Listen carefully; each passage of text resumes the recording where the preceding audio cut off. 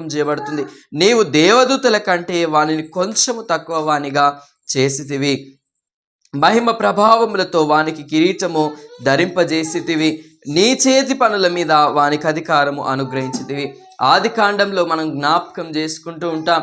ఆది అందు దేవుడు భూమి ఆకాశములను సృజించను. భూమి ఆకాశములను సృజించిన తర్వాత ఆయన ఎంతగానో అనగా మానవునికి అధికారము అనుగ్రహించారు. ఆయన చేతి పనుల పైన మానవునికి అధికారమును అనుగ్రహించిన దేవుడని జ్ఞాపకం చేస్తున్నాను. కావున దేవుని ప్రియులారా, మనము ఆయన వైపు లక్ష్యం ఉంచినప్పుడు, ఆయన వైపు మనము విశేషమైన జాగ్రత్త కలిగి ఉన్నప్పుడు, మనము విశేషమైన ఆసక్తిని కలిగి ఆయన పట్ల మనము జీవించినప్పుడు, నిర్లక్ష్యముగా ఉండకుండా మనము దేవుడికి ఎదుట, ఎందుకంటే దేవుడు నమ్మదగినవాడు, ఆయన కూడా ఒక అధికారిగా అంటే ఆయనను పంపిన తండ్రి అయిన